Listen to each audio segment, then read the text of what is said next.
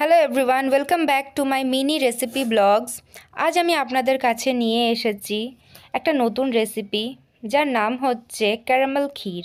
যদি এই রেসিপিটা দেখে আপনাদের ভালো লাগে তাহলে অবশ্যই বাড়িতে বানিয়ে আমাকে কমেন্টের মাধ্যমে জানাবেন যে খেতে কেমন হয়েছিল। আর সাথে সাথে আমার চ্যানেলটাকে লাইক শেয়ার সাবস্ক্রাইব করতে কিন্তু ভুলবেন না। তো চলুন রেসিপিটা শুরু করা যাক। এখানে সবার আগে আমি নিয়ে নিয়েছি একটা প্যান, তার মধ্যে দিয়ে দিয়েছি 4 কাপ মতো চিনি আর 4-5 চামচের মতন জল। চিনিটা এখানে আমি শুধু প্যানের মধ্যে দিইনি, তার কারণ হচ্ছে চিনিটা সঙ্গে সঙ্গে পুড়ে যেতে পারে আর তিতো হয়ে যেতে পারে। এখন আমি চিনিটাকে আস্তে আস্তে একটা স্প্যাচুলার সাহায্যে নাড়িয়ে নিচ্ছি, আর ফ্লেমটা কিন্তু আমার লো আছে। এই পুরো প্রসেসটাই কিন্তু এই ক্যারামেলের প্রসেসটাই কিন্তু পুরোটাই লো ফ্লেমেই হবে। এখানে দেখুন এবারে চিনিটা কিন্তু মেল্ট হয়ে গেছে। চিনিটা মেল্ট হওয়ার পরে আস্তে আস্তে এরকম ঝুড়ো ফর্ম নিয়ে নেবে, চিনিটা ঝুড়ো হয়ে যাবে। এই টাইমে কিন্তু আমরা কোনো জল বা দুধ ব্যবহার করব না। এখন দেখুন চিনিটা একদম ঝুড়ো হয়ে গেছে, একদম ডাস্ট হয়ে গেছে।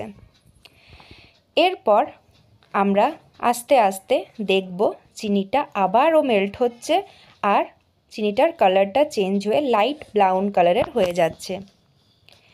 এখনও কিন্তু আমাদের ফ্লেমটা একদম লোয়েই আছে, আর কন্টিনিউয়াসলি কিন্তু আমাদের এই স্প্যাচুলাটা দিয়ে চিনিটাকে নাড়িয়ে যেতে হবে।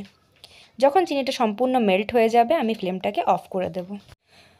ফ্লেমটা অফ করে দেওয়ার পর আমি ওই প্যানটাতেই সেম প্যানটাতেই দিয়ে দিয়েছিলাম 500 ml দুটো দুধের প্যাকেট। আমি এখানে আমুলের টেট্রা ফুল ফ্যাট মিল্কই নিয়েছি। আপনারা চাইলে যে কোনো দুধ ব্যবহার করতে পারেন। এরপর দুধটা দিয়ে দেওয়ার পর আমি আস্তে আস্তে গ্যাসের ফ্লেমটাকে আবার অন করে দেব। ফ্লেমটা কিন্তু লো টু হাইয়ে হবে। আমাদেরকে খেয়াল রাখতে হবে যেন নিচের যে ক্যারামেল অংশটা আছে সেটা যেন না পুড়ে যায়। বেশি হাই করে দিতে কিন্তু পুড়ে যেতে পারে। আস্তে আস্তে যখন আমাদের দুধটা বয়েল হবে আমাদেরকে কিন্তু ক্যারামেলটাকেও আস্তে আস্তে দুধের সঙ্গে ভালো করে স্প্যাচুলার সাহায্যে মিক্স করে নিতে হবে। এরপর অন্যদিকে আমি এখানে 150 গ্রামের মতন গোবিন্দভোগ আতর চাল নিয়েছি, যেটাকে ধুয়ে আর ভিজিয়ে রেখেছিলাম। দুধটা ফুটে উঠলে আমাদেরকে কিন্তু চালটা দুধের সঙ্গে এবারে মিক্স করে দিতে হবে। আমি আগে বলে দিই, চালটা কিন্তু আমি 15 মিনিটসের মতন ভিজিয়ে রেখেছিলাম। এরপর চালটা মিশিয়ে দেওয়ার পর দুধটার সঙ্গে ভালো করে মিশিয়ে নিতে হবে। তারপর আমরা কিন্তু অপেক্ষায় থাকব যে চালটা যেন মিনিমাম 75% মতন কুক হয়ে যায়।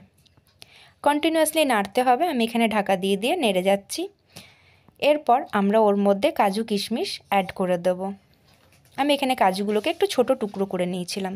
তারপর আমাদেরকে কিন্তু দুধটাকে ভালো মতন ঘন করে নিতে হবে। দুধটা কিন্তু আমাদেরকে 25% মতন ঘন করে নিতে হবে।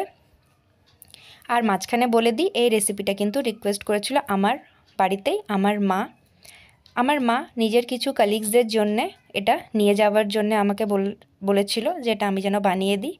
আর মায়ের কালিগসরাও খেয়ে ভীষণ নাম করেছে আর ডিমান্ডে এসেছে আরেকবার যেন আমি তাদেরকে বানিয়ে খাওয়াই। অবশ্যই আমি বানিয়ে খাওয়াবো।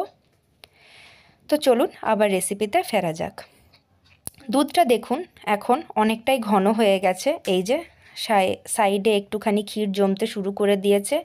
এবার একটা ইম্পর্ট্যান্ট টিপস, আমি কিন্তু এই ক্যারামেল ক্ষীরে এলাচ গুঁড়ি ব্যবহার করি না। এলাচের একটা নিজস্ব ফ্লেভার থাকে, ক্যারামেলের ফ্লেভারটাকে কিন্তু নষ্ট করে দেয়। তাই জন্যে আমি এখানে এলাচের পরিবর্তনে ব্যবহার করি ঘি।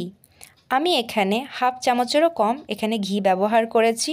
দুধটা যখন ঘন হয়ে গেছে আর চালটা যখন একদম কমপ্লিটলি সিদ্ধ হয়ে গেছে, পায়েসটা কমপ্লিট হয়ে গেছে, তখন আমি এখানে দিয়ে দিয়েছি 1/2 চামচেরও কম ঘি। ফ্লেমটা অফ করে দিয়েছি আর আমাদের এই ক্যারামেল ক্ষীর একদম রেডি। তো আজকের জন্য এইটুকুই। আগামী দিনে আবার একটা নতুন রেসিপি নিয়ে আপনাদের কাছে আসব। ততক্ষণ অবধি বাই, সবাই ভালো থাকবেন।